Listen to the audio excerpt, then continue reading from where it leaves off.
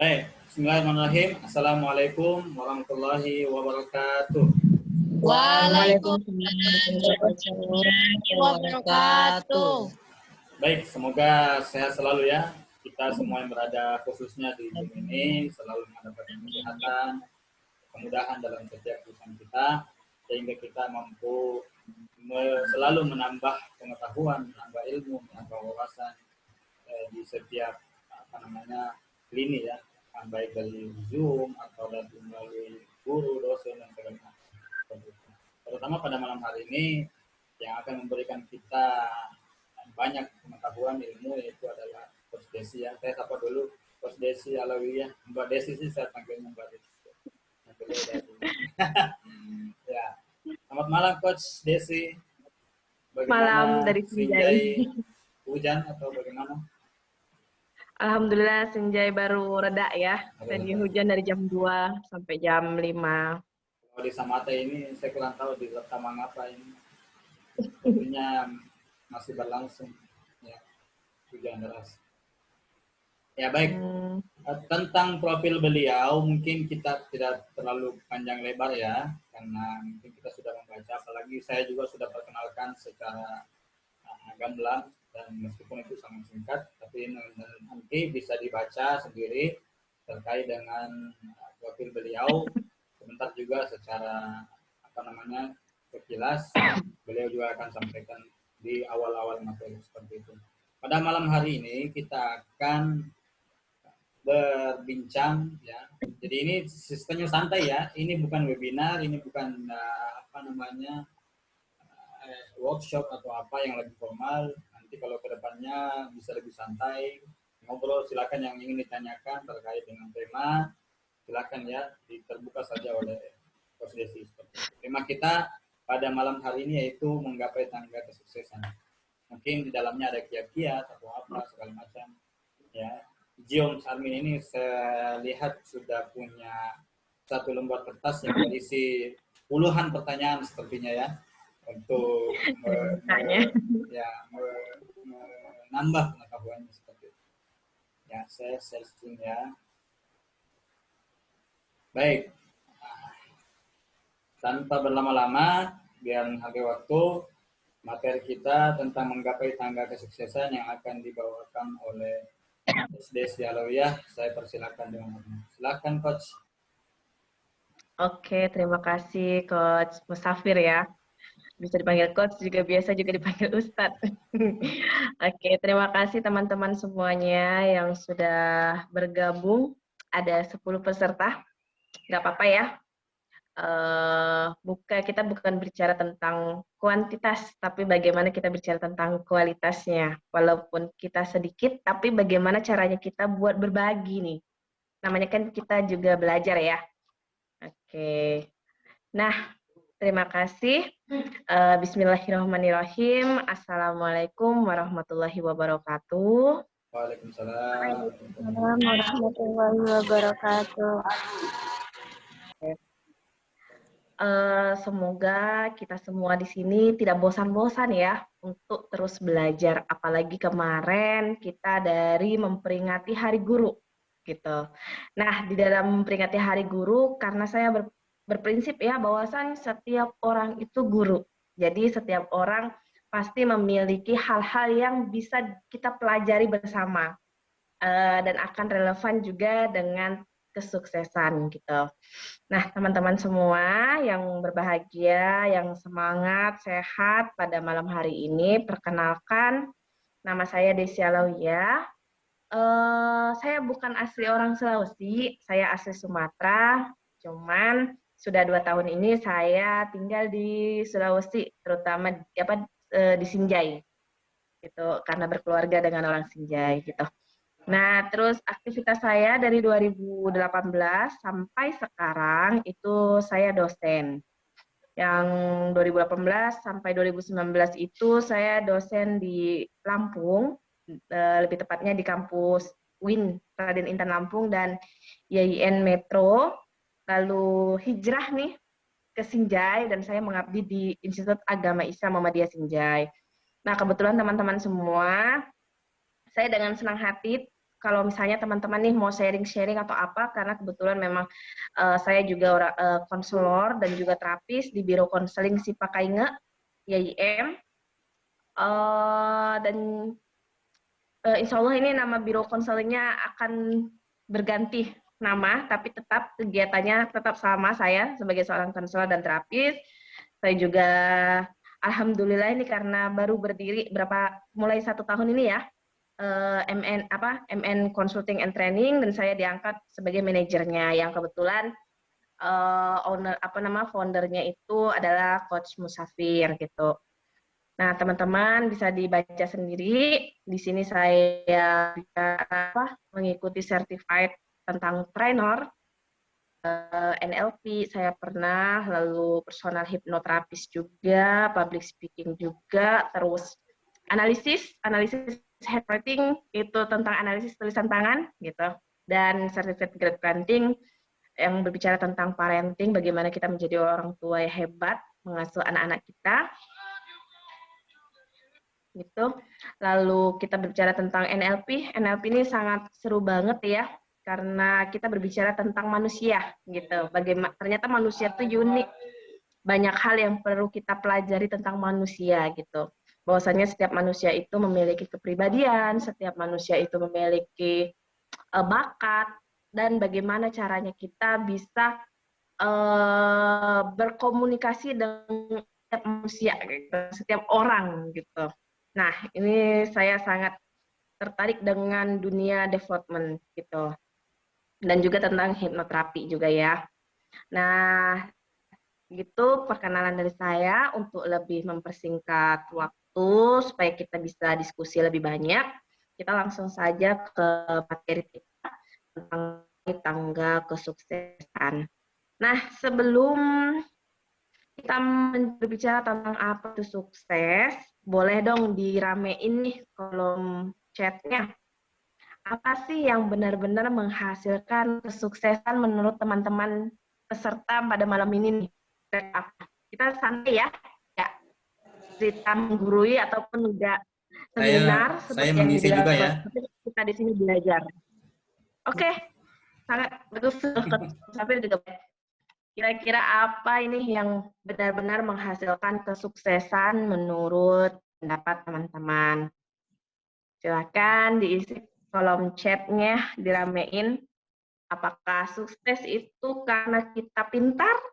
Sukses itu karena kita cantik, ganteng, atau sukses karena kita kaya? Atau sukses karena apa nih? Oke, silakan. Oke, ada 2 orang. Sukses itu kan adalah isi dompet. Sukses itu karena ada kegagalan dari Gions. Terus apa lagi nih teman-teman?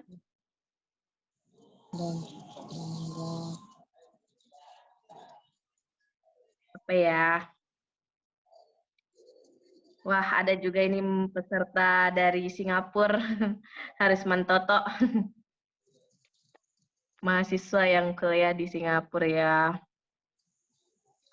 Oke, sukses apa nih? Sukses itu ketika kita mampu mengamalkan apa yang kita telah pelajarin. Yes. Sukses itu soal kebermanfaatan. Baik. Sukses apabila kita sudah melakukan dan menggapai apa yang kita inginkan. Oke, ada lagi? Sukses ketika kita sudah tidak menjadi beban orang tua lagi. Nazar. Iya kan Nazar ya? Oke, yang tadi Nazila. Nazila sama Nazar ini kembar kah? Namanya hampir mirip. Kembar.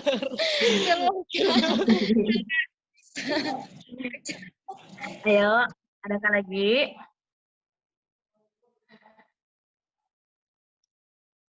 Sulfikar nih apa ini? Vicky Fadlan yang belum ngisi, yuk. Harisman Toto, kira-kira apa nih? Sukses menurut Anda. Atifa, menurut Anda sukses itu apa? Oke. Sambil dipikir ya. Sukses itu apa? Lanjut, next. Oke. Nah, teman-teman, karena kita berbicara tentang sukses, S-U-K-S-E-S, gitu kan.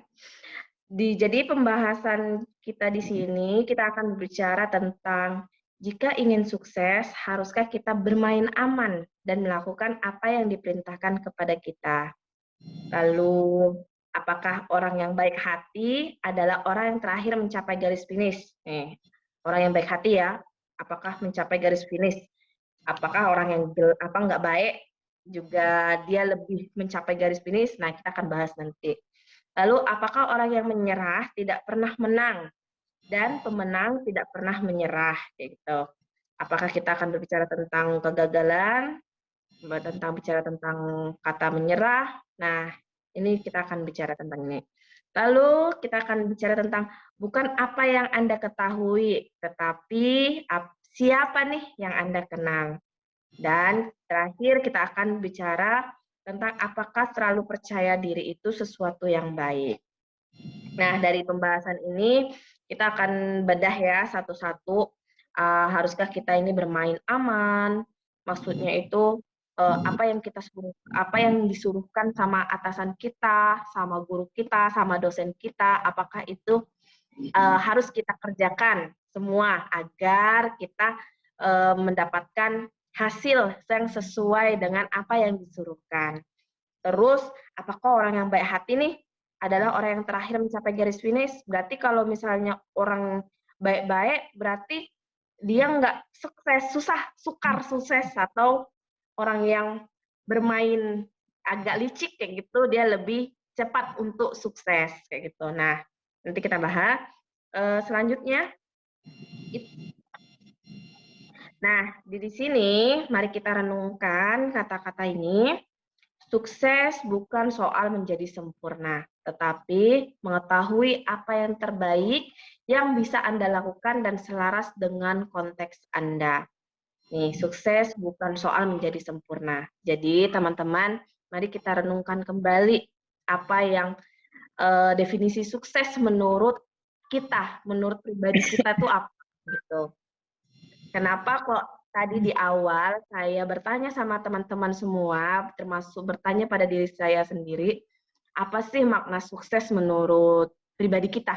Kalau menurut pribadi saya, sukses itu kalau saya sudah bisa memberi, gitu kan. Memberi di sini, memberi bisa hal, apa ya, nggak mesti harus materi, menurut saya, ini menurut saya ya. Saya bisa memberi di kala saya sempit, saya bisa misalnya berbagi ilmu, lalu misalnya ketika memang saya lagi ke lapangan rezeki ada mahasiswa atau teman yang membutuhkan, saya bisa berbagi. Nah, itu definisi sukses menurut saya. Gitu. Nah, kalau ditarik dengan slide yang kita tampilkan di sini, sukses bukan soal menjadi sempurna, tetapi mengetahui apa yang terbaik yang bisa Anda lakukan dan selaras dengan konteks Anda. Berbicara di sini, kita mengukur kesuksesan itu bukan dari layar kaca HP, layar kaca smartphone, maupun layar kaca TV, YouTube, bukan itu, gitu kan.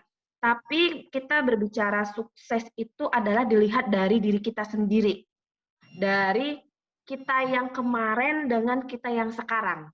Apakah naik tingkat atau tidak, gitu. Apakah misalnya dari hal yang terkecil, misal kemarin kita suka menunda-nunda untuk ngerjain tugas, atau suka menunda-nunda dalam melakukan rutinitas ataupun deadline, dan hari ini kita punya plan, punya kegiatan, jam segini saya menyelesaikan tugas apa, lalu nanti habis duhur misalnya saya mengerjakan project apa misalnya. Nah, ini yang dikatakan sukses itu tadi, gitu. Misalnya 5 tahun sebelum hari ini, 5 tahun atau 5 bulan, saya nggak berani berbicara di depan umum, atau nggak berani buat mengajukan pendapat di ruang diskusi, tapi pada hari ini saya berani untuk berbicara di depan umum dengan peserta misalnya 20 orang. Saya berani menjadi moderator di ruang Zoom dengan peserta 20 orang. Nah, ini yang dikatakan sukses. Ini yang dikatakan kita memiliki kemajuan gitu. Nah, dikaitkan dengan konteks. Nah, ini tadi yang saya bilang sama teman-teman tadi, konteks ini adalah kita sendiri yang tentukan. Kita sendiri dari diri kita sendiri, bukan dari apa yang kita lihat orang lain. Karena kan yang tahu tentang perjalanan, tentang apa ya, jatuh bangunnya itu adalah kita, gitu kan. Orang kan hanya tahu luarnya saja. Tentang pengorbanan kita itu hanya kita yang tahu. Orang lain hanya melihatnya saja. Nah, itu tadi.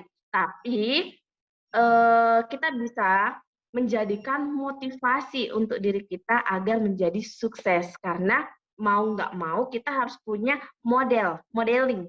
Orang yang sukses itu seperti apa sehingga bisa kita tiru, bisa kita contoh untuk menjadi sukses itu tadi. Misalnya nih, ada dosen favorit kita atau misalnya ada kakak tingkat kita yang mempunyai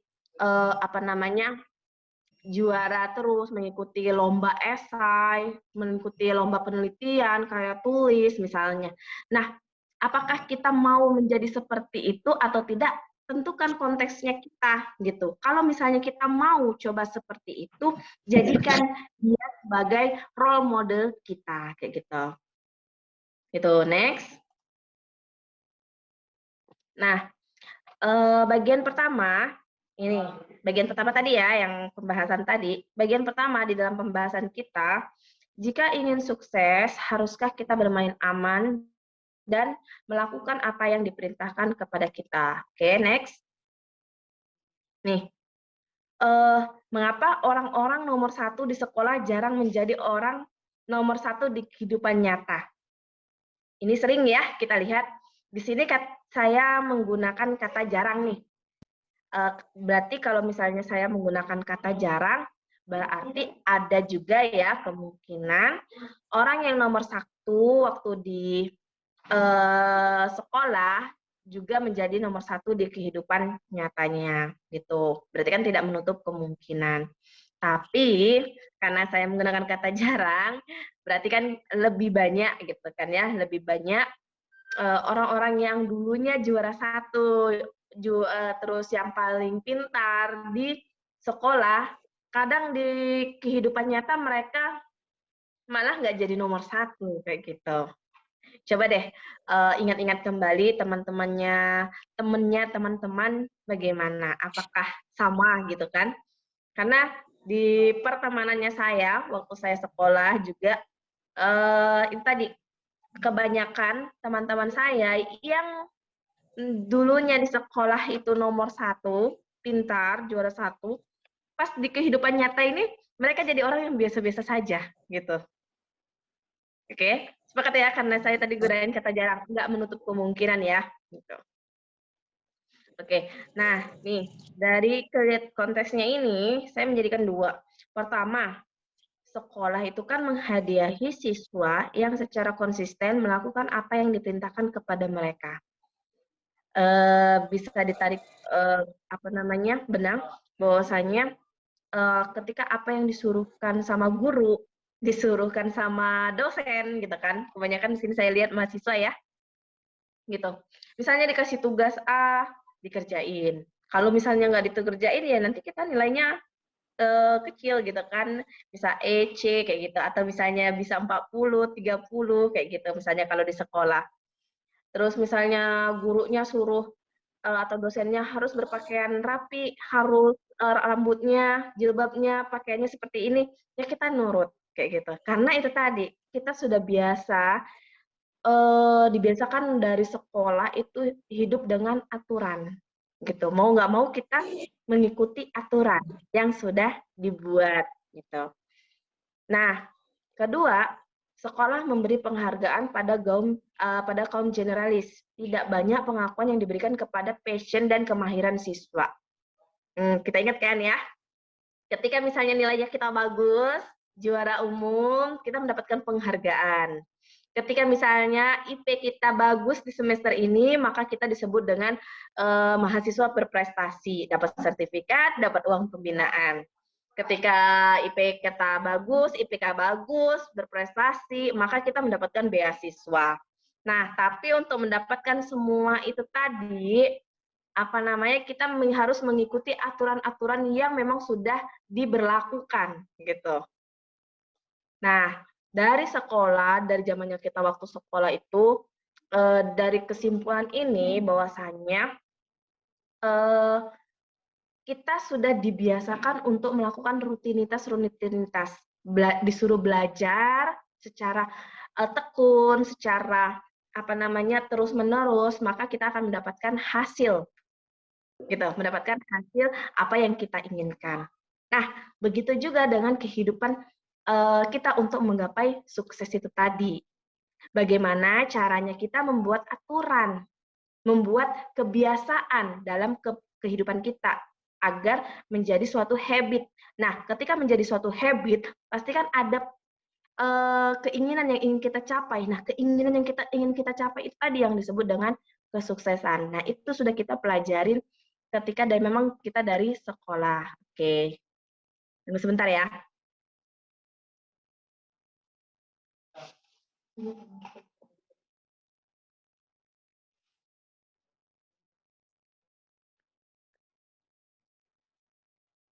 Oke, artinya panas sekali di sini, jadi saya ngidupin kipas dulu. Oke, selanjutnya next. Nah,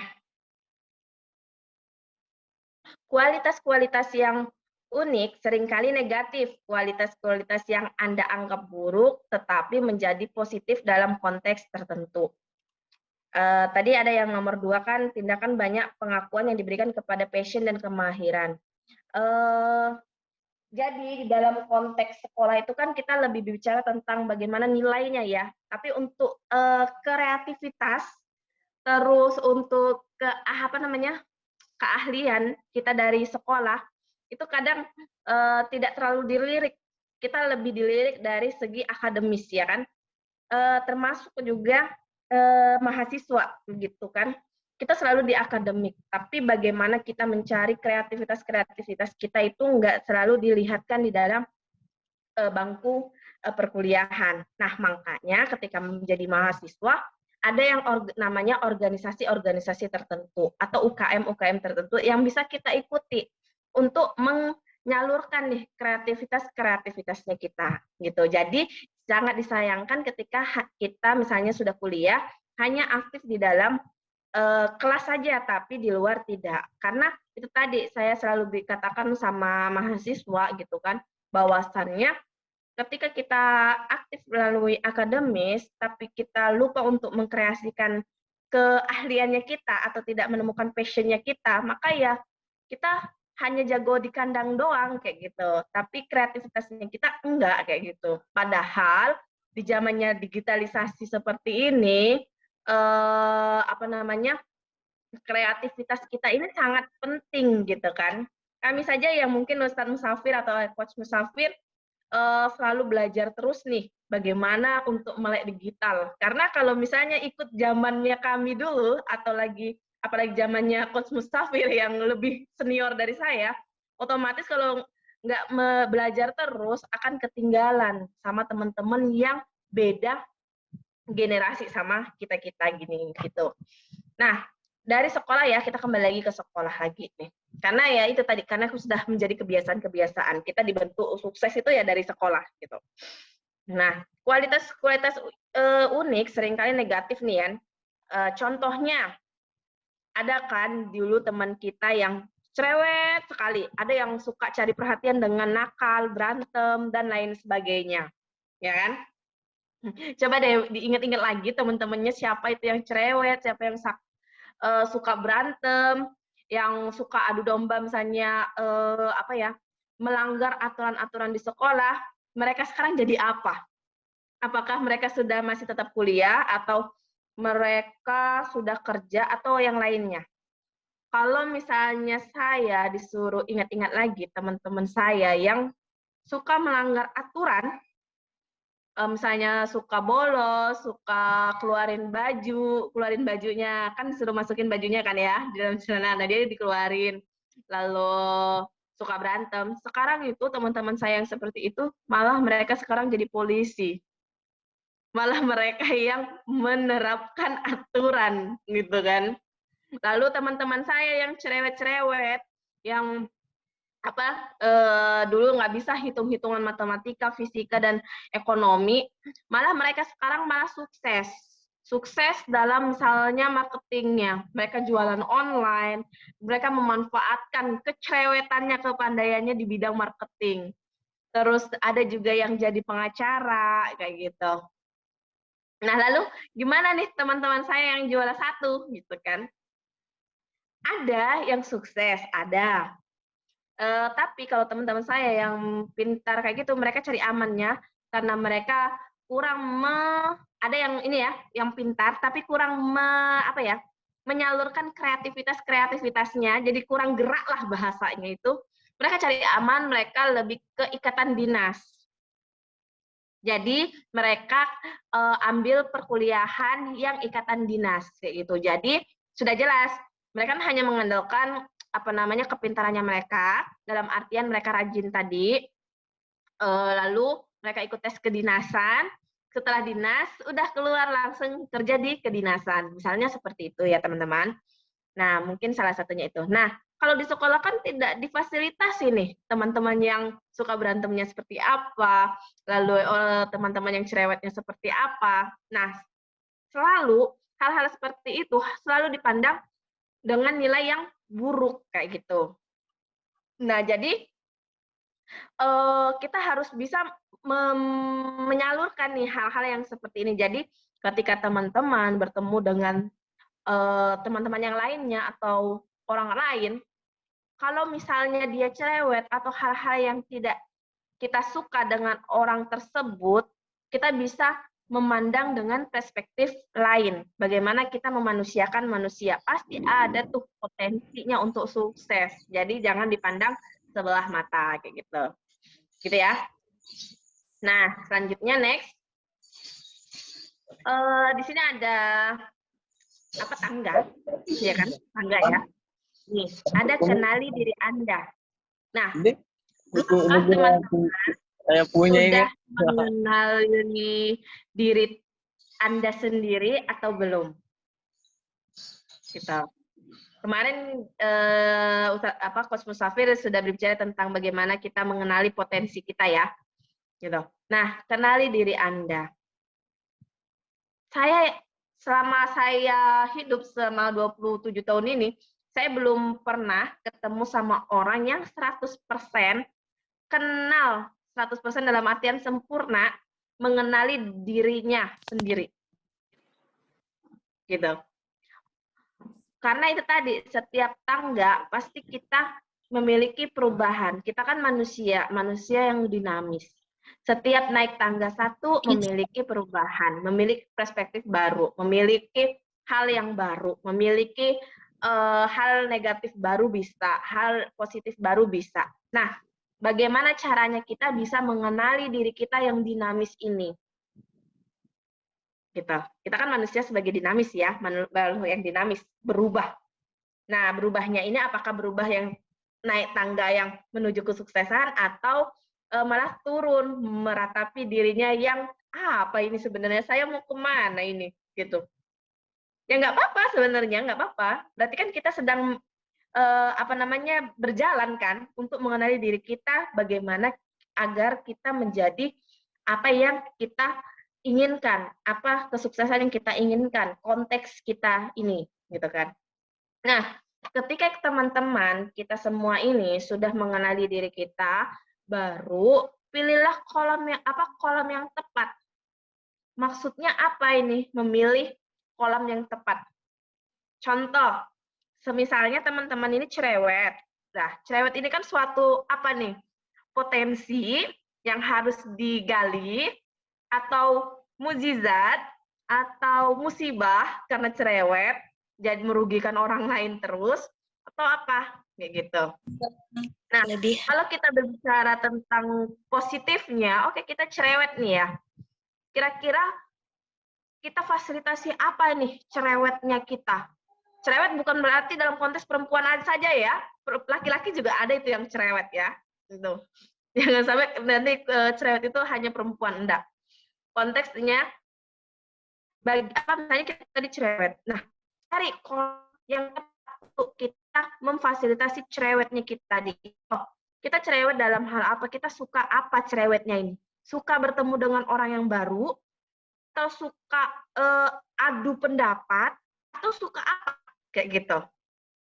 Nah, kalau misalnya kita suka dengan ketemu dengan orang yang baru, berarti kita misalnya suka juga dengan dunia bisnis, kita cari kolamnya ini. Apakah di bidang marketing, ataukah di bidang public speaking, menjadi motivator, atau apa, kayak gitu. Nah, kita cari kolamnya ini. Nah, ketika jadi potensinya kita ini terfasilitasi, teman-teman semua. Gitu. Semisal kalau misalnya nih orang yang introvert, orang yang diam, gitu. Apakah nggak bisa nih menjadi cerewet? Bisa, asal ada itu tadi, niat. Gitu ya. Kesuksesan itu niat. Kalau niatnya kita sungguh-sungguh, pasti kita punya jalan kok. Caranya seperti apa itu pasti punya jalan. Gitu. Misalnya orang yang pendiam, dia nggak berani cerewet, dia juga nggak mau memfasilitasi dirinya cerewet, dia mau diam saja. Gali dengan hal yang lain. Oh, orang yang introvert berarti sukanya di bidang apa? Oke, misalnya kalau di zaman digitalisasi ini kan zamannya yang layar. Nah, orang yang di depan layar kayak saya contoh misalnya ya, saya memang cerewet gitu kan, saya suka di depan layar, tapi di belakang layar masih banyak kekurangannya. Contoh misalnya dalam Photoshop, dalam dengan Canva atau apa dan lain sebagainya, saya berkaitan dengan desain atau apa saya kurang. Nah, dengan kekurangan saya ini, pasti saya akan mencari orang yang untuk bisa mendukung, mensupport saya, gitu kan? Berarti kan saya mencari orang yang bisa di belakang layar. Bagaimana orang yang bisa mengedit, mendesain. Nah, orang-orang introvert ini misalnya, inilah dicari lahannya, kira-kira dia minat nggak di bidang desain kayak gini. Kalau misalnya minat, berarti kan sudah niat tuh kan ya. Nah, pilihlah kolam yang tepat, cari latihan terus, misalnya dalam satu hari dia butuh latihan berapa kali, misalnya, dengan cara mencari pamflet-pamflet yang bisa ditiru kayak gitu sebagai bentuk ajang latihan. Nah, dengan latihan-latihan terus, maka akan tumbuhlah skill baru. Nah, ketika sudah punya skill itu tadi, maka kita cari orang-orang yang mau belajar. Contoh misalnya kayak kita di grup ini kan setiap minggu ada belajar bareng kayak gitu. Nah, saya yakin di sini teman-teman di sini kalau sudah sering belajar bareng, bukan Coach Musafir saja yang mengisi, bukan Coach Desi saja yang mengisi, tapi teman-teman juga bisa. Karena kan kita di sini kan belajar bareng. Belajar bareng berarti kan semua orang adalah guru, semua orang pasti memiliki potensi yang bisa dibagikan. Nah, gitu. Nah, kita ini sama-sama memiliki minat yang sama, berarti kan ini kita sudah memiliki kolam yang sama. Nah, siapa tahu kolam kita ini adalah kolam yang tepat untuk sebagai jalan mencari menggali potensi kita. Nah, ketika kita sudah tahu, oh ini nih potensi kita. Nah, ini akan menyumbang bagi kita dalam mengenali diri kita sendiri, gitu. Oke, gitu ya. Next.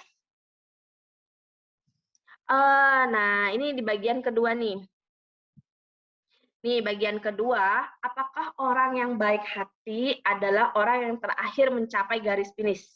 Nih, orang yang baik hati adalah orang yang mencapai garis finish ya, orang yang telat nih, yang terakhir mencapai garis finish. Oke, next. Nih ada istilah bad is stronger than good. Nah, dia begitu banyak area kehidupan, hal-hal buruk akan berdampak lebih besar dan lama dibandingkan hal-hal baik. Nah, dari hal-hal yang seperti ini, kita mungkin sudah banyak melihat ya, bahwasannya orang-orang baik itu kadang-kadang bahkan lebih besar, mereka itu memang sukar untuk sukses, gitu kan. Karena kadang-kadang juga orang-orang baik, apalagi di zaman politisasi seperti ini, orang-orang yang baik itu harus disingkirkan karena terlalu lurus, gitu kan, terlalu lurus. Jadi orang-orang itu pasti memiliki taktik, memiliki kecurangan, gitu kan. Mau dari zaman presiden zaman pertama sampai presiden sekarang pasti memiliki sisi buruknya, walaupun misalnya 100% mereka baik, pasti ada 0,00 sekian sisi buruknya, gitu. Nah, bagaimana nih cara kita dalam bagian kedua ini? Apakah iya betul nih orang-orang yang baik akan menjadi terakhir dalam mencapai finish kayak gitu? Terus next, di dalam dunia pekerjaan gitu kan, ini mengelola pendapat bos tentang Anda itu jauh lebih penting daripada kerja keras yang sesungguhnya. Ini menurut apa kata-kata Prof. Jeffrey apa nih? Pevil.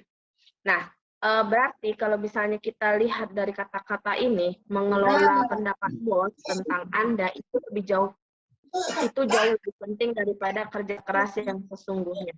Berarti secara langsung ya teman-teman semua, ini juga bisa kita kaitkan dengan di kampus juga, gitu. Di kampus juga, bahwasannya kalau mau nilai yang bagus, gitu, dekat saja sama dosen, kayak gitu. Dalam artian bahasanya ini adalah bagaimana cara kita, gitu kan, cari perhatian, gitu, dengan atasan kita ataupun dengan dosen dan guru kita kayak gitu. Nah, bagaimana? Berarti otomatis kan kita memang sudah niatnya baik, gitu kan, dan kita udah lurus, kita belajar sungguh-sungguh. Tapi melihat kebaikan apa namanya sungguh-sungguhan dalam hal belajar, kita harus melakukan itu tadi kan ya, cari tadi ya. Suaranya siapa ini ya? Gitu. Kita harus cari muka juga kan ya, nilai kita. Ada, selama Anda bisa membuat bos Anda bahagia, kinerja tidaklah terlalu penting. Dan sebaliknya, jika Anda mengesalkan mereka, kinerja Anda tidak akan menyelamatkan Anda. Jadi, itu tadi, kata ininya adalah bagaimana cara kita mencari muka. Gitu. Nah, next. Selanjutnya, itu faktanya, rata-rata orang yang brengsek lebih sukses. Tetapi di tingkat paling atas dari kesuksesan itu, kita menemukan para pemberi. Nih, ada brand menemukan bahwa para pemberi berada di puncak metrik kesuksesan. Orang-orang yang beretika adalah orang yang lebih bahagia. Nah, teman-teman, kita boleh mencari muka, boleh. Dalam artian kita melakukan trik-trik agar kita dipandang, boleh. Kalau misalnya di dalam self development, dalam artian kita menciptakan branding.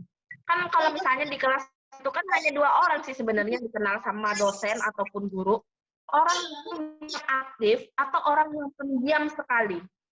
Ya kan? Orang yang paling aktif dan orang yang pendiam. Orang yang baik dan orang yang nggak baik. Orang yang rajin dengan orang yang nggak rajin. Orang yang nakal dengan orang yang nggak nakal. Itu saja yang dikenal. Nah, kalau misalnya kita berada di sedang-sedang saja, ya kita bisa jadi dikenal, bisa jadi tidak, tapi kebanyakan nggak dikenal. Gitu. Nah, bagaimana di situ dalam dunia ini, bagaimana kita menciptakan branding yang baik, gitu. Tapi di dalam faktanya seperti ini, bahwasanya tetap kita harus memiliki etika yang baik. Nah, ketika kita memiliki etika dan etika yang baik, apapun yang sedang kita planningkan untuk mencapai kesuksesan, itu berkah teman-teman semua. Karena kita dekat dengan dosen, walaupun sudah dekat sama dosen, tapi tetap etikanya baik, attitude-nya baik. Kita bisa memposisikan kapan dia jadi dosen kita, kapan dia jadi teman kita, gitu. Gitu. Next. Next lagi. Nah, ya. Nih. Di dalam ini Tadi kan ada memilih kolom yang tepat, itu tadi kan. Ini faktanya bagaimana kita bisa menjadi orang baik tetapi tetap menjadi yang terdepan untuk mencapai kesuksesan itu tadi. Pertama itu tadi, kita memilih kolom yang tepat sesuai yang seperti saya jelaskan tadi ke teman-teman semua, bagaimana kita berada di posisi atau di lingkungan yang mendukung potensi-potensi yang ada dalam diri kita. Nah, ini harus dicari teman-teman. Nggak bisa dia datang sendiri. Jadi kita yang mencari, bukan mereka yang datang ke kita. Contoh, dengan teman-teman ikut kegiatan belajar bareng ini, memasuki dalam grup, saya coba tanyakan, saya bertanya deh sama teman-teman, dijawab dengan diri sendiri ya. Kira-kira teman-teman sadar nggak dalam memilih kelas ini? Atau hanya sekedar udah ikut karena mungkin dosen saya nyuruh atau apa, yaudah saya ikut gitu kan. Nah, ini kita berbicara tentang mindfulness juga, berbicara tentang kesadaran. Nah, ketika kita sadar memilih lingkungan yang mendukung diri kita atau memilih lingkungan yang membantu untuk menemukan diri kita ini siapa sih, kayak gitu. Nah, dengan kita memilih secara sadar, itu kita bisa menumbuhkan suatu niat gitu. Nah, di dalam guru saya belajar tentang training ini, saya ingat banget apa yang dibilangkan guru saya itu, bahwasannya ketika kamu ingin sukses, ketika kamu ingin belajar sesuatu, yang pertama kali adalah niat. Gitu. Ketika kamu sudah niat, maka akan timbul suatu kesungguhan. Ketika kamu sudah belajar ada kesungguhan, berarti kamu sudah menciptakan suatu planning, suatu kegiatan. Kira-kira saya mau apa lagi nih? Saya mau apa lagi? Nah, akan belajar sesuatu itu dan mendalam kayak gitu. Nah, ketika kita sudah belajar mendalam, maka kita akan mendapatkan hasilnya apa yang sesuai kita inginkan. Nah, hal itu disupport juga dengan kolam ini, dengan lingkungan-lingkungan yang tepat. Gitu. Nah, yang kedua, itu menawarkan bantuan dan kerjasama. Bagaimana cara kita menawarkan bantuan ke orang lain, menawarkan kerjasama ke orang lain, agar teman-teman di sini terciptanya kita memiliki relasi. Gitu. Nah, contoh lagi nih, nggak usah jauh-jauh kita keluar dari sana. Kita belajar di kelompok kita sendiri saja di belajar bareng ini.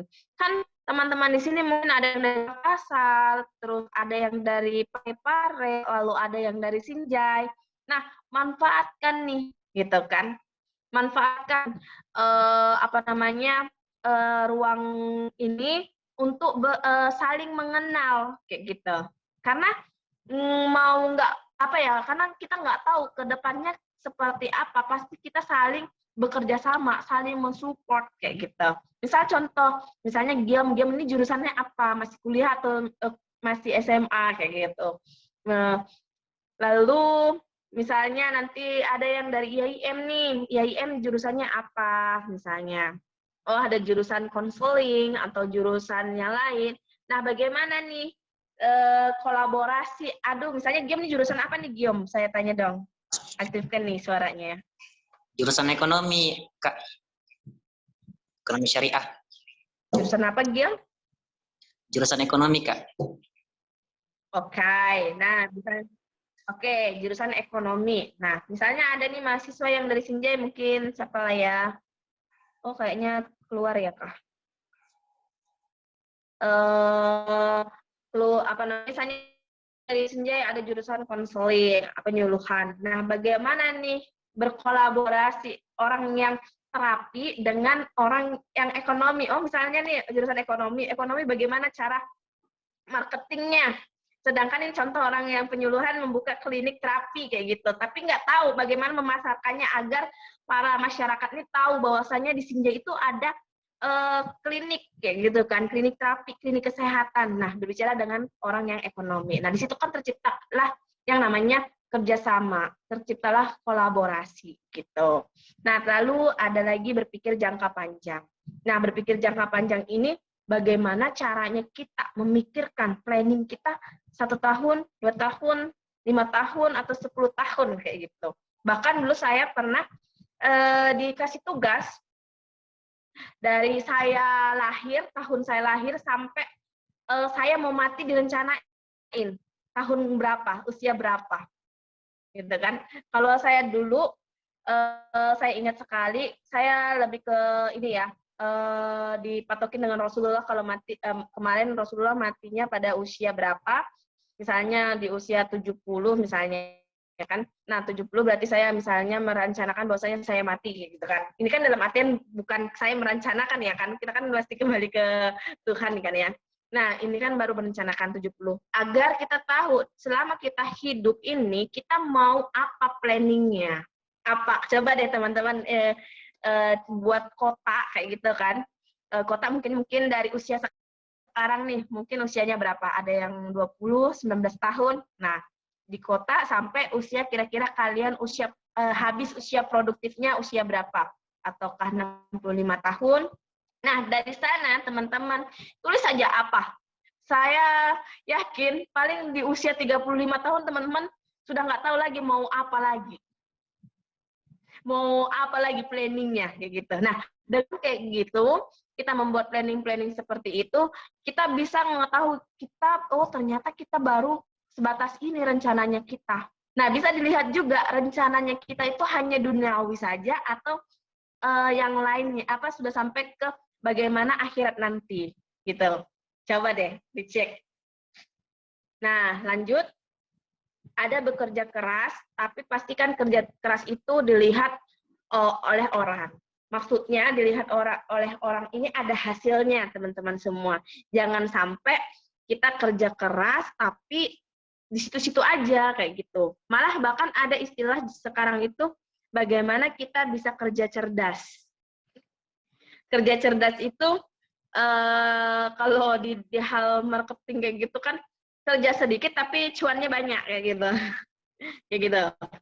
Kerja cerdas dalam artian kita kerjanya sedikit tapi impasnya tuh ke banyak orang.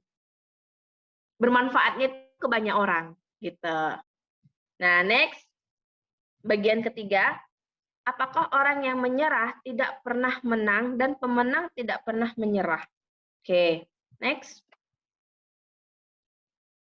Nih, semua berhulu pada kisah-kisah yang diceritakan kepada diri sendiri.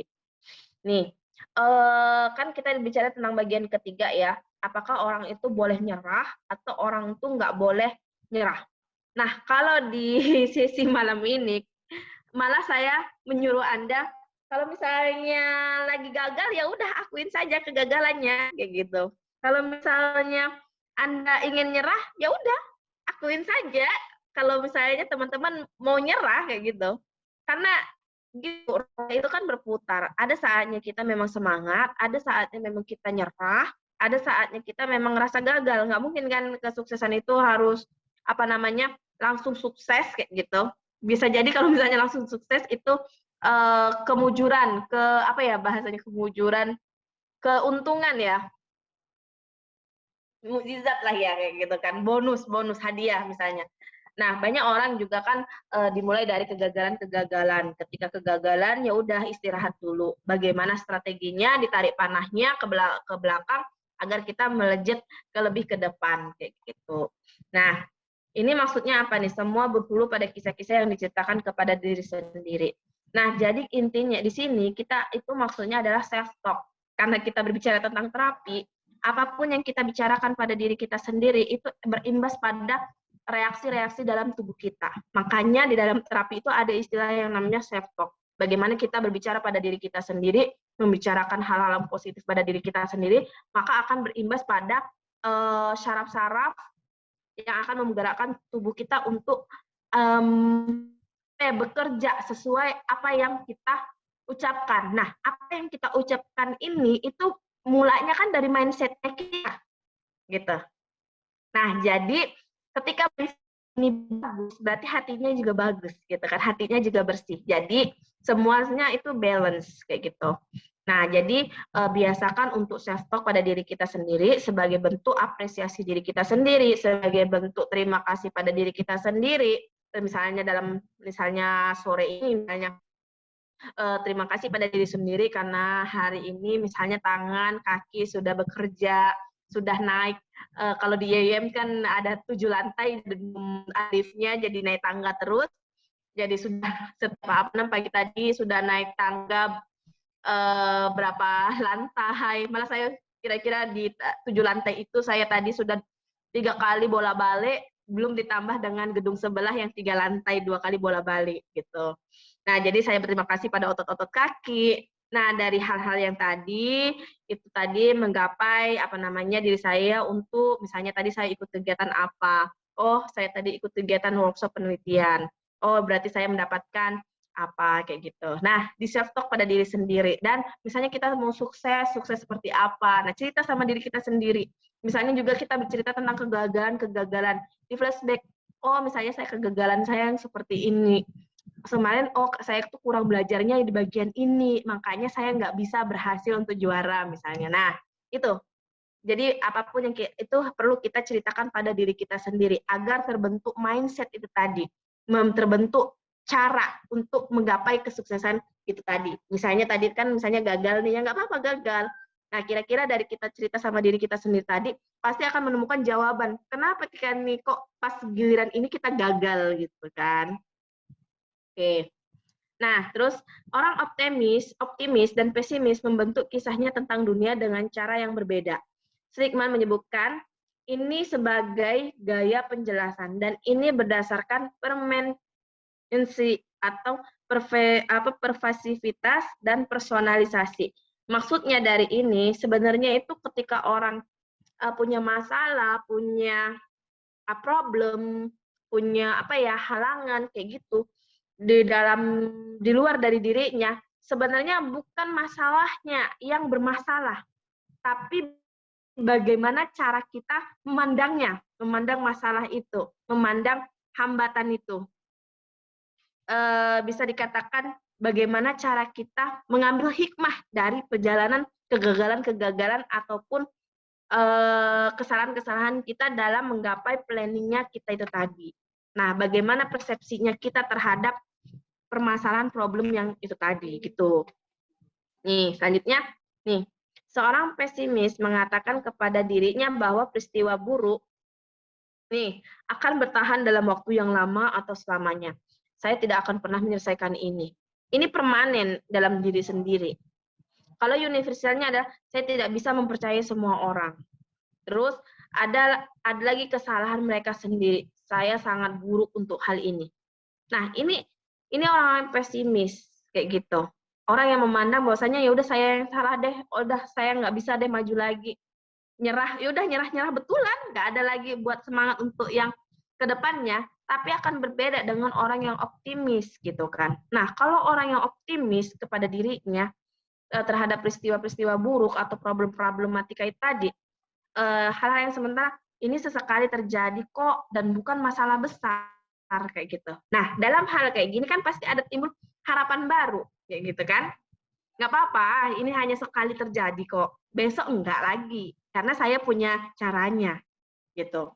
Nah, yang kedua lagi mempunyai penyebab khusus dan tidak universal. Ketika cuaca membaik ini tidak akan menjadi masalah gitu kan. Terus bukan kesalahan saya nih. Saya pandai dalam hal ini, hanya saja hari ini bukan hari keberuntunganku. Nah, di dalam hal-hal itu nggak apa-apa kita nyerah, tapi bagaimana kalimat positifnya, harapan baru untuk menyelesaikan itu tadi. Nah, jadi ini akan berbicara tentang self talk tadi ya kan, bahwasanya kita nggak apa-apa nyerah, nggak apa-apa ini, tapi bagaimana caranya kita optimis pada diri kita bahwasanya kita bisa, supaya itu tadi kita bisa naik tanggalnya itu tadi, nggak netep saja di tangga yang ketiga terus kayak gitu. Ada harapan langkah untuk atau tenaga untuk energi untuk melangkah ke tangga keempat gitu. Nah, ini terus next nih. Ini ada tangga nih. Banyak kali kan tangganya. Ada saat-saat baik untuk berteguh dan saat-saat terbaik untuk menyerah dan berhenti. Gitu kan. Lanjut next. Anda bukan Batman, gitu kan. Kita kan bukan superhero gitu kan. Kita kan siapa gitu. Kita Desi gitu kan. Kita Atifa, kita kan siapa lagi nih? Kita kan Nazila gitu kan. Kita gitu kan. Kita siapa gitu. Kita kan misalnya musafir, saya kan musafir gitu kayak gitu. Nah, jadi ya saya boleh gagal, saya boleh menyerah, saya juga boleh belajar kayak gitu. Gitu. Next. Nah, ini yang paling penting teman-teman. Ada WOP model, WOP model, WOP model. Ada wish, outcome, obstacle, planning. Nah, kita kalau bicara tentang bagaimana cara kita menggapai kesuksesan, ini model WOP ini yang paling penting yang harus kita kuasai, yang perlu kita ingat. Pertama, wish. Contoh, saya ingin jadi orang sukses, saya ingin jadi orang kaya, saya ingin menjadi mahasiswa berprestasi, saya ingin membahagiakan orang tua saya. Nah, ini kan wish itu adalah harapan, dream, mimpi kita. Baru bicara tentang harapan, bicara tentang mimpinya kita. Nah, ketika kita punya mimpi, harus dibarengi dengan outcome. Apa itu outcome? Outcome ini harus lebih detail. Saya ingin sukses, saya ingin kaya, saya ingin membahagiakan orang tua. Sukses seperti apa? Kaya seperti apa? Membagian orang tua dengan cara apa? Contoh, saya ingin kaya. Kaya dalam artian gimana? Contoh, misalnya 1 bulan saya harus berpenghasilan 20 juta. Gitu kan? Contoh, saya ingin membahagiakan orang tua saya dengan saya sebagai mahasiswa berprestasi nomor 1 dengan IPK cum laude. Sehingga saya ketika wisuda saya dipanggil ke podium, diberikan sertifikat dan orang tua saya dipanggil ke depan juga. Lalu saya ingin sukses dalam hal apa? Public speaking, terapi, atau apa? Nah, itu tadi harus jelas. Outcome itu harus jelas, harus detail. Caranya seperti apa? Gitu. Nah, terus ada obstacle nih. Obstacle adalah tantangannya. Contoh, saya ingin kaya, kan saya ingin kaya, itu harapannya, wish-nya. Kaya dengan seperti berapa? Memiliki 100 juta dalam 1 tahun.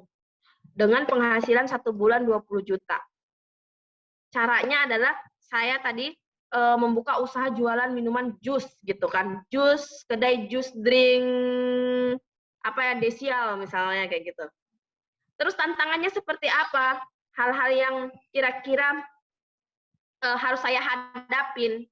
Contoh, kalau saya ingin punya penghasilan 20 juta, berarti saya ingin mendirikan tadi kan jus apa namanya jus drink tadi kan, membuat apa namanya gerai jus kayak gitu kan, jualan jus kayak gitu.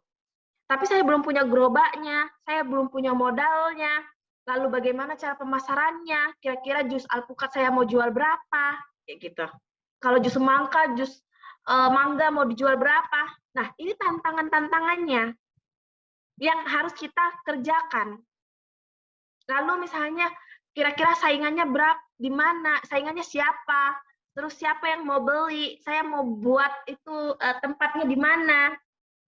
Kira-kira untuk menghasilkan 20 juta 1 bulan, kira-kira harus terjual berapa cup, kayak gitu. Nah, ini tantangan-tantangannya. Terus kira-kira nama outletnya apa? Apalagi ya? Kayaknya cukup ya itu ya. Itu tantangan-tantangannya. Nah, ketika kita sudah punya harapan, ketika sudah harapan ingin sukses, baru kita suksesnya jadi orang kaya, kayak gitu. Mahasiswa berprestasi, punya penghasilan sendiri, mandiri secara finansial, harapan. Outcome-nya, oh saya punya penghasilan 1 bulan 20 juta. Caranya, berarti tantangannya, saya harus memiliki usaha. Saya sudah punya usaha ini jualan jus kayak gitu. Dalam 1 hari harus 100 cup terjual. Nah, planning-nya berarti kan kita harus cari caranya agar realisasi harapan outcome dengan tantangannya ini tadi. Oh, caranya nih contoh misalnya saya belum punya nama gerainya, nama kedainya nih. Berarti saya cari dulu nama kedainya. Oh, misalnya dengan 20 juta berarti berapa cup saya hitung gitu. Oh, saya butuh mentor, oh saya butuh teman untuk berbisnis ini. Nah, dengan ada planning-planning seperti ini, maka kita apa yang kita inginkan, apa yang kita planningkan itu terjalan jelas, ada yang ingin kita gapai. Karena sudah terbentuk tadi angka-angkanya. Nah, ketika sudah jelas, akan mudah untuk menggapainya. Berbeda kalau hanya kita berbicara tentang wish itu tadi, berbicara tentang saya ingin jadi orang kaya, saya ingin jadi mahal berprestasi. Gimana caranya? Kan kebanyakan orang kan punya mimpi saja, tapi lupa bicara tentang outcome, outcome dengan planningnya ini tadi. Oke, kadang orang melompat juga, punya mimpi tapi tidak punya outcome, tidak punya tantangan, dia berbicara tentang planning doang. Saya mau jadi mahasiswa berprestasi. Planningnya saya belajar 1 hari, misalnya 2 jam, menyisihkan waktu saya 2 jam untuk membaca jurnal, artikel, dan lain sebagainya. Tapi dia tidak punya gapaian, tidak punya deadline. Untuk apa pelajari itu semua? Nah, itu makanya harus combine semua. Makanya ada yang namanya WOP model ini tadi, gitu teman-teman. Selanjutnya lagi ada bagian keempat. Nih, bukan apa yang Anda ketahui, tetapi siapa yang Anda kenal. Maksudnya sini adalah berurusan dengan orang lain adalah komponen yang penting dari kemajuan. 2 aturan dalam berteman, yaitu bersikaplah optimis secara sosial dan jangan bertransaksi dalam berjejaringan. Ini berbicara tentang bagaimana kita berrelasi ya, bagaimana kita berrelasi agar itu tadi, ketika misalnya kita punya keinginan, kita sukses, kita punya bisnis, otomatis kita harus memiliki banyak relasi supaya ketika kita menawarkan jasa dalam menawarkan jualannya kita tadi, maka banyak yang membeli, gitu kan? Makanya kita butuh relasi juga, membutuh teman, networkingnya kita. Nih, contoh. Bagaimana cara kita membuat network, mencari networking kita, mencari relasi kita. Pertama, carilah kesamaan. Kira-kira kita sama dalam hal apa? Ketika kita sudah menemukan orang-orang yang sama dengan kita akan mudah untuk menarik dia untuk misalnya kita punya produk apa. Dia akan membeli produknya yang kita punya atau memberi jasa kita. Karena dia pertama karena sudah ada kedekatan, sudah ada kesamaan, maka akan tertarik terus kayak gitu. Ini berbicara tentang entrepreneur juga biasanya ya. Nah, lalu dengarkan dan besarkan hati. Bagaimana kita bahasanya memanusiakan manusianya ini. Bagaimana kita memberikan perhatian khusus pada orang tersebut, gitu kan lawannya kita. Nah, terus jadilah seorang pemberi. Pemberi di sini bukan hanya materi ya, memberi dukungan, memberi hal yang lain itu termasuk dalam istilah memberi. Mulailah dengan teman yang sudah dimiliki. Jadi, maksudnya di sini, misalnya kita punya planning dengan hal seperti ini. Nah, bagaimana cara kita mewarnai, gitu kan, orang-orang di sekeliling kita. Lalu temukan penghubung super. Lalu luangkan waktu dan anggaran, dan bergabung dengan kelompok, selalu tindak lanjutin. Nah, ketika ini semua sudah kita lakukan, rules-nya ini, maka akan terciptalah yang namanya networking itu tadi. Next, nah ketika kita sudah punya networking, maka kita temukan mentor, pembimbing kita, coach-nya kita, gitu kan, orang yang bisa kita kita membantu kita dalam menentukan apa sih sebenarnya planningnya kita. Misalnya tadi contoh ya, misalnya kita mau jadi orang yang kaya tadi, kita sudah jualan, planningnya kita seperti ini, maka cari orang yang bisa memberikan role model atau memberikan nasihat-nasihat yang untuk lebih meningkatkan kesuksesan kita tadi. Jadi kita harus punya mentor sebenarnya. Nah, mentornya ini banyak dalam hal bidang apa? Dalam misalnya jualan, bisnis, kita punya mentornya sendiri. Dalam hal akademis, kita punya mentornya sendiri gitu. Jadi temukanlah mentor Anda, teman-teman. Nah, bagian kelima, kita harus percaya diri dengan diri kita sendiri, gitu ya. Nih, lanjut. Ada itu, nah ini, ya. Percaya pada diri sendiri itu baik, memaafkan diri sendiri itu lebih baik. Jadi jangan menjadi palsu. Dalam artian ini kita harus kita tuh boleh optimis, kita boleh percaya diri, tapi yang nggak boleh itu over. Karena dalam diri kita itu pasti ada masa-masanya kita lagi kesal dengan diri kita sendiri, masanya saat kita capek, masanya saat kita ingin, tadi saya katakan bahwasanya nyerah. Nah, kita harus mindfulness, kita harus sadar dalam setiap tangga-tangga yang kita jalani, yang kita langkahi, sehingga itu tadi apapun yang kita planning kan, kita betul-betul harus sadar sehingga kita memiliki sejarah gitu kan, yang tidak terlupakan, tidak terdelinasi gitu. Nah, lanjut next, ini bagian kelima, kerja atau keseimbangan kerja dan hidup. Kita pilih bagaimana nih teman-teman? Apakah orang yang harus kerja terus tapi lupa dengan keseimbangan? Nih. Jadi kita sukses boleh, kita punya planning boleh kayak gitu. Tapi bagaimana itu tadi, lagi-lagi bagaimana kita mindfulness agar itu tadi teman-teman, kita terhindari dari stres dari kerjaan. Gitu. Sebenarnya ada itu penelitian bahwasanya sebenarnya orang yang nganggur, orang yang nggak punya planning itu lebih cepat meninggal daripada orang yang punya kegiatan, punya planning dan punya kerjaan gitu. Jadi teman-teman, karena itu tadi teman-teman, karena stres. Nah, stres itu ditimbulkan karena kita tidak punya planning, kita tidak beraktivitas. Coba kalau kita punya planning, punya keinginan, kan kita kan kayak tadi kan kembali ke WOP model tadi, kita punya punya mimpi. Nah, kalau kita hanya punya mimpi tapi tidak tahu cara menjalankannya, ya kita akan stres terhadap mimpi kita sendiri.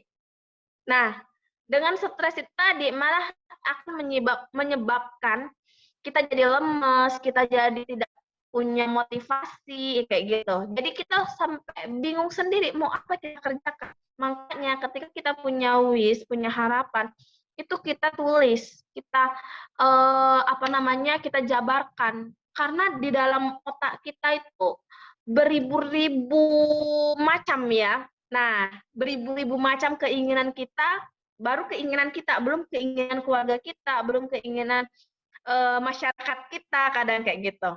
Nah, bagaimana caranya kita itu tadi agar menggapai kesuksesan dengan versi kita sendiri, dengan kebahagiaan, tidak stres, dengan sadar.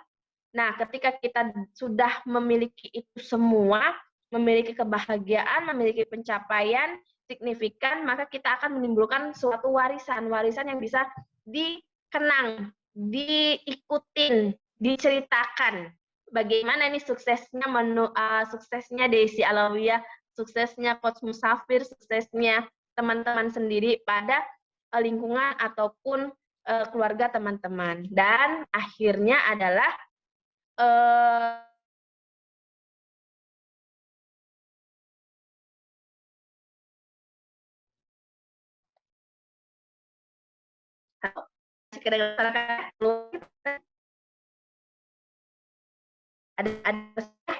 oke.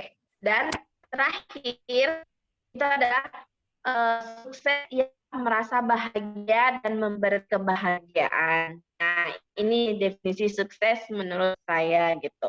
Oke, mungkin itu tadi sharingnya saya teman-teman semua. Bagaimana caranya kita menggapai tangga kesuksesannya kita dari pengalaman-pengalaman kita dari kecil hingga kita sekarang, dan bagaimana tipsnya untuk membuat tangga-tangga sukses kita itu terplanningkan dengan baik. Mungkin itu saya kembalikan ke Coach Musafir. Baik, luar biasa ya penjelasannya dari Coach Desi pada malam hari ini. Tidak terasa 1 jam lebih ya, tapi kita memang terhipnotis oleh penjelasan materi beliau ya, yang luar biasa. Semoga nggak bosan ya tadi. Ya, beberapa catatan saya yang sangat penting tadi, itu yang pertama adalah memang ya tema kita adalah menggapai tangga kesuksesan, dan kita lihat materinya memang banyak sekali tangga-tangga yang harus kita pelajari ya, terutama dalam mencapai kesuksesan itu sendiri ya. Seperti itu. Yang kedua adalah ketika memiliki sebuah kondisi di mana kita harus gagal, kita harus sedih, kita harus apa namanya tadi bahasa lainnya, silakan. Tapi sebenarnya ini berkaitan juga dengan materi kita pekan lalu, bahwa silakan berhenti dan nikmati itu, kemudian introspeksi diri, perbaiki niat, kemudian bangkit kembali, semangat kembali, seperti itu.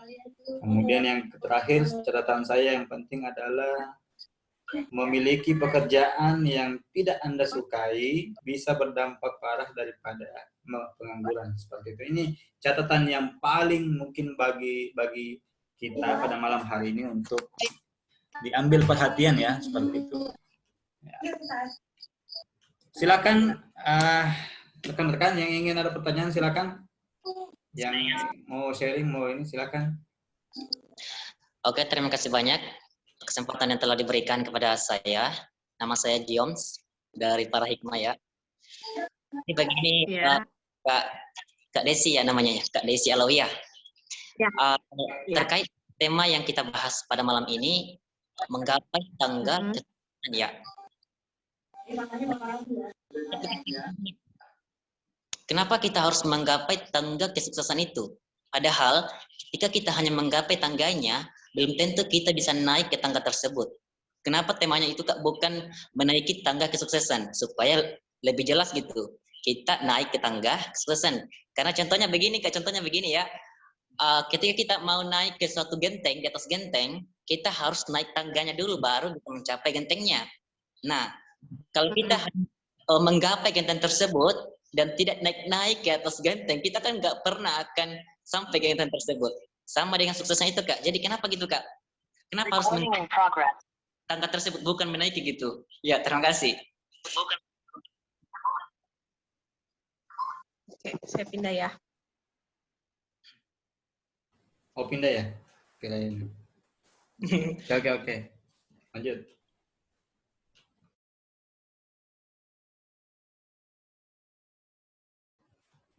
Di unmute dulu.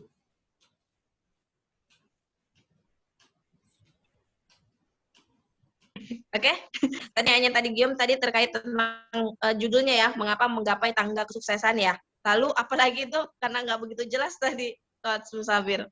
Mungkin bisa diulangi Coach Musafir. Cuman satu tadi ya, alasan-alasan kuatnya kenapa kenapa harus menggapai tangga begitu, mungkin belum bisa diterima secara nalar oleh Jones. Seperti itu. Oke. Nah, di sini kenapa kok saya memberikan judul menggapai tangga kesuksesan. Nah, berarti kan menggapai, kita akan berbicara dari mulainya dulu nih, gitu kan. Sebelum sukses, kita kan akan lebih ke sebenarnya sih ini bagaimana caranya sebenarnya kita untuk menggapai naik tangga kesuksesan itu tersebut, gitu kan. Nah, caranya itu tadi, sebenarnya ada tekniknya itu tadi, teknik WOP model itu tadi, sebenarnya yang mau saya sharingkan ke teman-teman. Nah, ada WOP model ini ketika kita tekan, itu tadi, tangga-tangga yang kita ingin mencapai kesuksesan itu akan dengan mudah kita gapai. Planning apa yang kita harapkan, itu akan mudah kayak gitu, tangganya. Nah, kenapa kok saya bicara tentang menggapai tangga kesuksesan itu dari dasarnya, alasan kita untuk menangga apa gitu, alasannya kita kenapa. Oh, niat. Ketika ada niat berarti kan ada tantangannya juga. Nah, kita urai tuh tantangan-tantangan yang membuat diri kita yang kadang ada tuh istilah yang namanya ada istilah anget-anget tai ayam, apa maksudnya, hanya semangat di awal, pas di jalan sudah jalan setengah udah nggak semangat lagi, kayak gitu kan, pernah kayak gitu. Terus juga ada istilah rumput tetangga lebih hijau. Nah, makanya itu kita bedah dulu nih, supaya hal-hal yang membuat kita nggak semangat di tengah jalan, terus yang berperspektif bahwasannya orang itu kok sukses ya, saya enggak. Nah, ini kita bedah dulu, kita artian kita obatin dulu, kita samakan persepsi dulu nih, gitu. Supaya ketika itu udah selesai, kita paham bahwasannya definisi sukses itu konteksnya kita, bukan konteks luar dari kita. Kita yang punya planning. Nah, itu tadi, bagaimana cara kita menggapainya itu dulu. Baru kita berbicara bagaimana tangga-tangga untuk mencapai kesuksesannya itu tadi. Mungkin itu, Giums. Ya, bagaimana? Masih ada, James? Satu lagi, Sir. Silakan. Ya, terima kasih banyak. Jadi begini, Kak Desi. Mungkin ada pendapat Giums. Sudah jelas suara saya, Kak Desi? Sudah jelas suaranya? Ya, jelas. Oke, terima kasih. Ya, terima kasih banyak. Jadi seperti ini, Kak Desi. Contohnya, ketika kita menggapai tangga, dan misalkan saya memiliki keterbatasan jalan. Nah, ketika saya sudah menggapai tangga tersebut, saya kan tidak bisa jalan ke atas tangga tersebut atau tidak bisa naik ke tangganya. Nah, kira-kira bagaimana itu, Kak Desi? Ketika kita sudah mendapatkan kesempatan, terus kesempatan itu tidak cocok dengan saya gitu. Jadi bisa dikatakan saya cacat pada kesempatan itu. Nah, kira-kira bagaimana, Kak? Oke. Bagaimana caranya kita menggapai tangga tersebut, tapi sebenarnya kita sudah mau naik tangga nih, tapi kayaknya udah nggak mampu lagi nih naik ya, kayak gitu ya. Ya, kurang lebih seperti itu. Ada cacat dalam diri kita, dalam artian misalnya cacat dalam artian fisik, atau cacat dalam artian pola pikir kita, dan lain sebagainya, gitu ya. Nah, itu tadi, dalam apa yang saya menjelaskan bagaimana kita bangun relasi, gitu.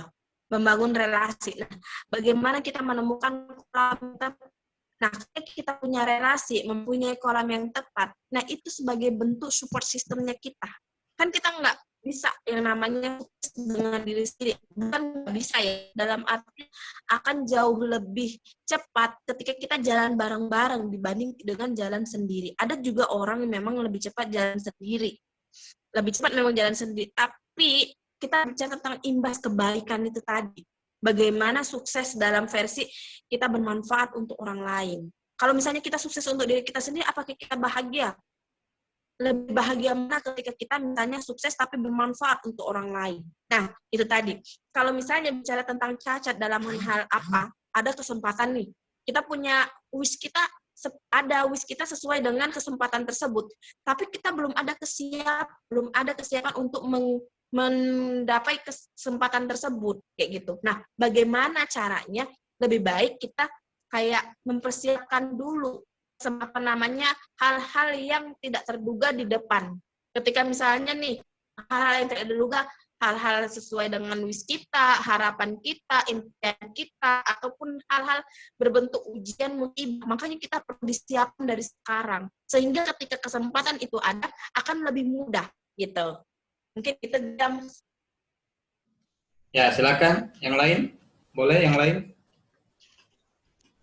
Masih ada yang lain? Tadi Bonita apa? Atifa ya? Silakan. Minta pendapat Coach, di mana ya menjurus kesuksesan, tapi di sisi lain meminta pendapat tentang dua arahan atau dua pilihan Coach. Saya mau minta pendapatnya Coach, gimana menurut Coach ketika Coach sendiri dihadapkan dengan dua pilihan, di mana pilihan yang pertama itu adalah kesukaannya Coach atau menjadi dasarnya Coach, sedangkan pilihan kedua itu merupakan sesuatu yang sesuatu yang mungkin tidak disukai sama Coach sendiri, tapi merupakan arahan atau masukan dari orang terdekatnya Coach. Terus Coach ini mengambil dua pilihan tersebut. Ketika mengambil dua pilihan tersebut, adalah di tengah-tengah itu Coach merasakan berat di diri Coach gitu. Berat dalam menjalani, tapi di sisi lain Coach harus bisa mengemban kedua-duanya, di mana yang satu menjadi pilihannya Coach, menjadi kesenangannya Coach, di mana satu lagi adalah arahan, yang di mana yang mengarahkan itu orang yang terdekat atau mungkin dianjurkan, dan tidak bisa untuk meninggalkan satu itu Coach gitu. Menurut Coach gimana sih? Sekian, Coach. Oke, terima kasih. Oke, contohnya bisa dikaitkan dengan misalnya hal pekerjaan kali ya. Enaknya ya, hal pekerjaan. Contoh misalnya saya bekerja di bidang misalnya struktural di kampus, struktural dosen, tapi saya tidak punya persiapan terhadap struktural tersebut. Dan sedangkan saya hanya hobi dalam berbagi ilmu saja, dalam hal mengajar saja kayak gitu. Nah, dan secara nggak langsung struktural itu sebagai dosen itu adalah harus saya kerjakan. Dan sebenarnya saya nggak suka kayak gitu. Karena udah tuntutan. Nah, sebenarnya kembali ke mindset kayak gitu. Nah, contoh yang tadi kan kita kembali ke slide itu yang seorang optimis dengan seorang pesimis gitu. Bagaimana tantangan yang ada di luar itu kan sebenarnya sebuah tantangan, bukan sebuah masalah sebenarnya. Bukan sebuah masalah. Kembali lagi ke mindsetnya kita, bagaimana persepsinya kita menghadapi keduanya tersebut. Kayak gitu. Nah, otomatis kalau misalnya dengan hal-hal yang kesukaannya kita, itu lebih mudah. Gitu kan, maksudnya lebih mudah untuk dijalani dibandingkan dengan hal yang tidak kita sukai, tapi itu kewajiban, suatu bentuk pengabdiannya kita.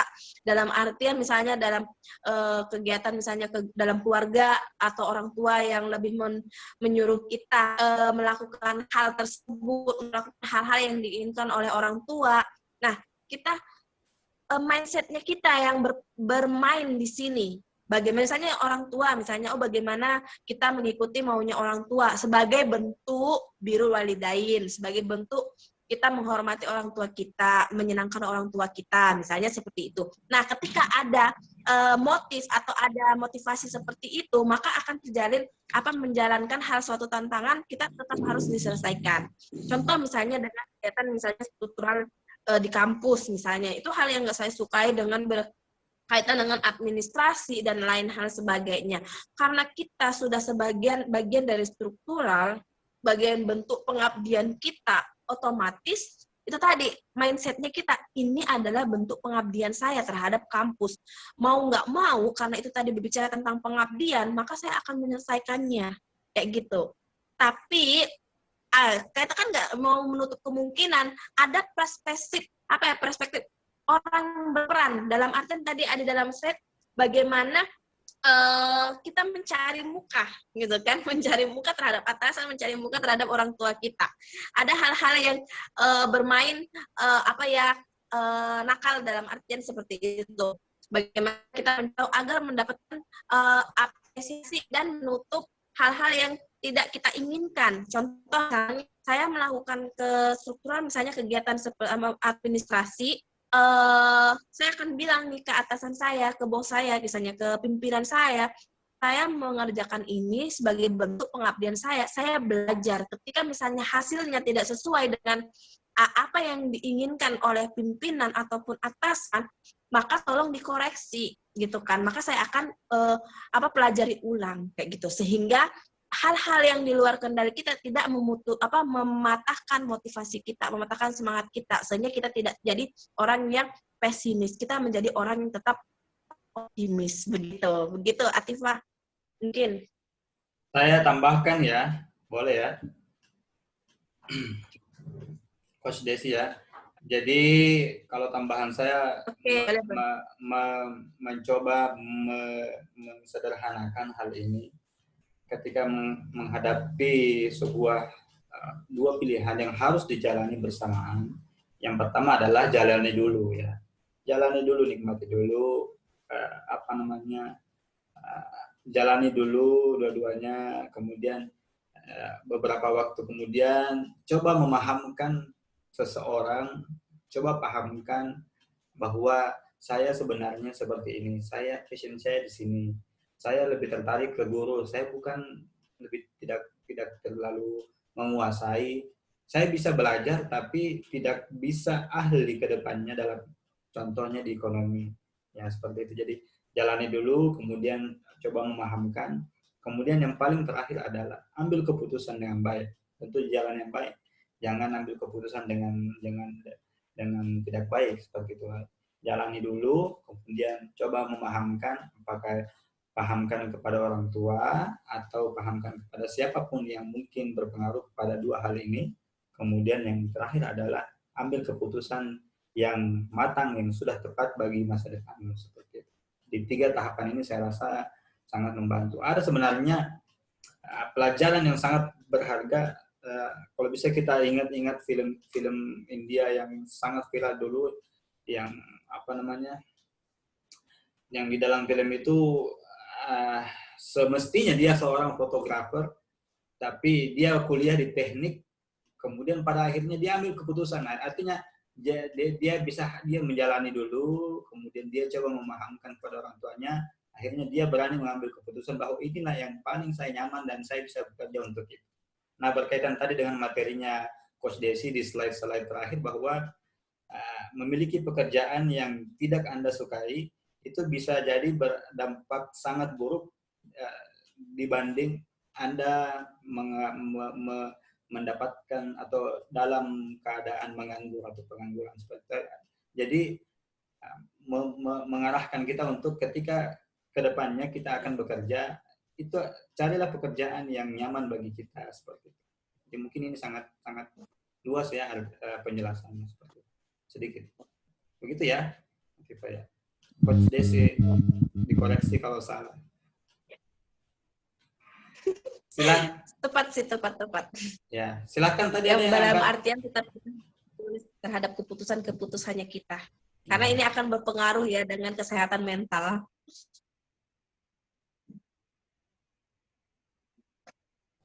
Muhammad Nazar, silakan tadi angkat tangan kalau tidak salah.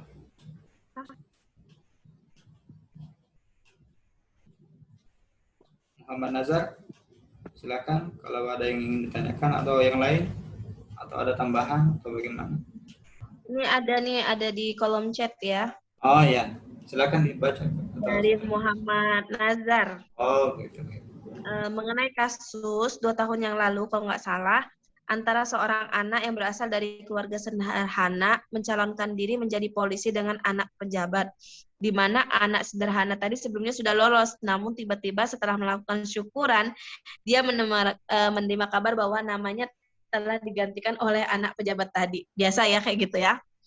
Bagaimana jika kita di posisi anak sederhana ini, mana akan kesusahan, solusinya gimana? Sebenarnya hal yang seperti itu sering banget ya kita temui. Kita sudah mengikuti alur misalkan cuman karena kita bukan miliki orang dalam, nama kita tergantikan dengan orang yang memiliki kuasa tadi, gitu kan. Kalau menurut saya pribadi, misalnya saya diaksikan dengan orang yang sederhana itu tadi, kondisi saya sudah syukuran nih, sudah syukuran bahwasanya saya diterima kayak gitu, sudah pengumuman kayak gitu kan ya, sudah alhamdulillah bahwasanya saya diterima polisi gitu. Tapi bahwa setelah selesai syukuran ternyata nama saya nggak ada, tiba-tiba nggak ada, otomatis kan bingung gitu kan, otomatis kita mencari ini kenapa kayak gitu, otomatis stres kayak gitu. Ya nggak apa-apa, diakui bahwasannya iya saya kok kayak gini, saya marah, saya kesal kayak gitu, diakui saja, diakui. Kenapa kok kita harus mengakui hal-hal seperti itu, bahwasanya ada kecurangan, ada misalnya saya marah, bahwasanya tentang saya orang sederhana, nggak punya orang dalam, nggak punya kekuatan, misalnya biasanya dalam angkatan kayak gitu, nggak punya uang kayak gitu untuk menyogok kayak gitu, nggak apa-apa, diakui bahwasanya saya kesal kayak gitu. Jadi kita luapkan rasa emosi yang ada dalam diri kita. Nah, ketika itu semua sudah kita terima kayak gitu, sudah kita luapkan, baru kita terima kayak gitu. Nah, kita terima,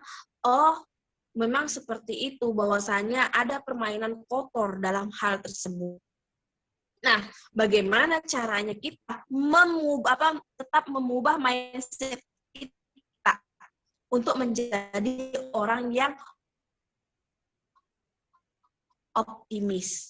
Saya punya planning untuk mendaftar kembali, atau saya mencari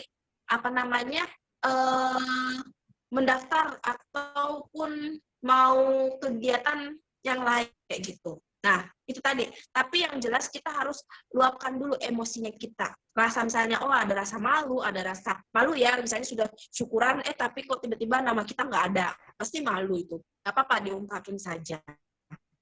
Nah, otomatis ketika sudah semua diungkapin, ya udah kembali ke kita. Kita harus tetap jalan. Kita nggak boleh putus semangat kayak gitu. Mungkin seperti itu kan keadaan seperti itu, karena secara nggak langsung saya pernah juga mengalami hal serupa seperti itu. Bahkan adik saya sendiri itu sudah berkali-kali mendaftar angkatan kayak gitu, tapi selalu gagal ketika sudah sedikit lagi setelah, bahkan yang terakhir kali itu dia sudah keterima di IPDN, tinggal masuk. Cuman kan memang kalau di IPDN itu ada yang namanya jalur yang kadang setiap itu ada kuotanya sendiri. Misalnya siapa ya istilahnya tuh bahasanya, orang dalam kayak gitu punya kuota masing-masing kayak gitu. Nah, adik saya itu udah bawa uangnya kayak gitu kan, sudah dikasihkan uangnya ke orang tersebut. Cuman orang tersebut itu telat untuk membayarkan. Akhirnya ya udah namanya tergantikan dengan orang yang lebih duluan membayar uang masuknya itu tadi. Ya otomatis dia kecewa, otomatis dia ngerasa marah kok kayak gitu. Dia marah sama orang tua, dia marah juga sama dirinya, dia marah juga pokoknya dia marah sama keadaan. Karena dia sudah belajar, sudah mati-matian berkorban gitu tadi kan. Nah, hal-hal orang yang di luar sana nggak tahu bentuk motivasinya dalam belajar, bentuk hal-hal apa saja yang dikorbankan. Temannya yang lain sudah kuliah, dia masih bimbel untuk 2 tahun untuk mengikuti IPDN dan mengikuti angkatan darat kayak gitu, tapi tidak keterima. Akhirnya dia stres. Ya nggak apa-apa, kita sebagai orang terdekatnya kita tetap merangkul. Dia stres ya nggak apa-apa, dia stres kayak gitu. Maksudnya kita tidak boleh menjas dan lain sebagainya. Karena ketika kita menjas, kita memarahin, bahkan kita menyampingkan atau memandang sebelah mata orang yang seperti itu, maka motivasinya akan turun. Makanya kita peluk saja, kita terima saja kayak gitu untuk menerima emosi-emosi yang ada dalam dirinya itu tadi. Nah, ketika emosinya sudah terkeluar semua, dalam tahap stresnya tadi, denialnya dalam istilah terapi ya, denialnya sudah keluar semua, maka dia akan terbentuklah sistem yang dalam penerimaan diri. Nah, ketika penerimaan diri sudah dapat, maka dia akan timbul lagi yang namanya optimis itu tadi. Nah, mungkin seperti itu Muhammad Nazar. Ya, baik, luar biasa ya penjelasan dari Coach Desi. Silakan yang lain jika masih ada. Kita masih buka satu lagi, boleh, sebelum kita akhiri.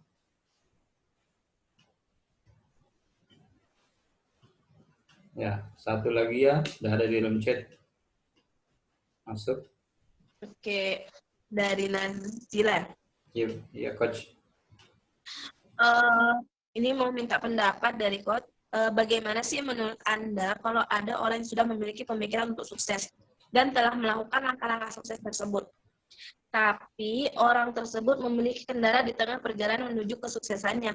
Apakah orang tersebut harus mencari langkah baru dan pendapat baru dari orang lain begitu? Dan apakah dia harus memiliki sikap pendirian dalam menjalankan langkah-langkah menuju suksesnya yang begitu?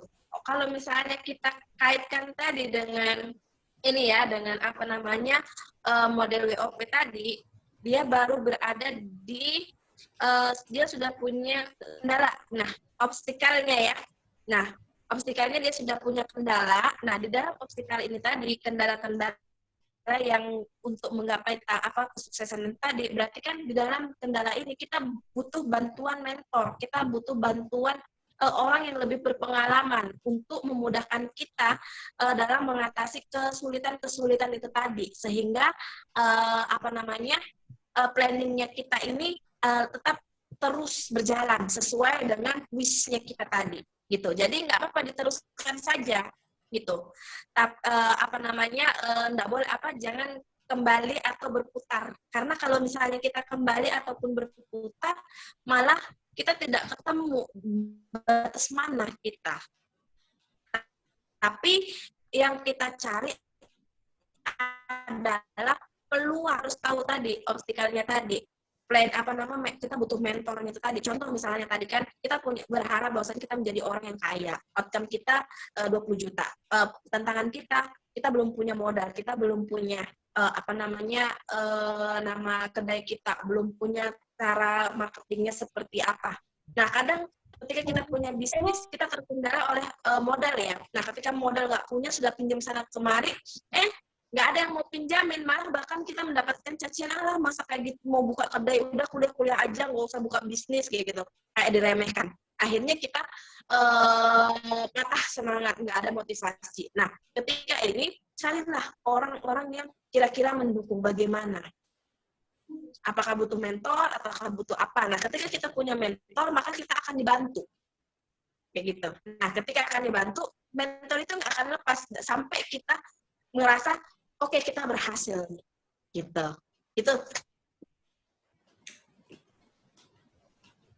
Gitu ya, Nazila. Ya. Masih ada yang lain atau masih ada tanggapan dari Nazila? Boleh? Atau ada yang lain? Siapa yang ingin? Boleh menanggapi, menambahkan, atau bertanya boleh. Kalau tidak ada lagi, kita cukupkan saja ya. Bagaimana? Boleh menanggapi, Sir? Boleh. Silakan. Menambahkan. Oke, menambahkan ya. Bukan menambahkan banyak ya. Oke, terima kasih banyak untuk moderator yang telah memberikan saya kesempatan lagi.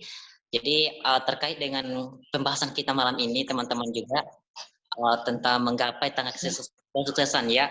Jadi pertama yang harus kita pikirkan dulu adalah kita harus memikirkan apa yang kita pikirkan. Nah, memikirkan apa yang kita pikirkan. Karena ketika itu terulang-ulang terus, maka itu akan menjadi sebuah kata-kata, teman-teman. Nah, ketika kata-kata itu kita ulang terus, maka itu akan menjadi sebuah tindakan atau action. Nah, perhatikanlah action kita, karena itu akan menjadi sebuah karakter atau kebiasaan.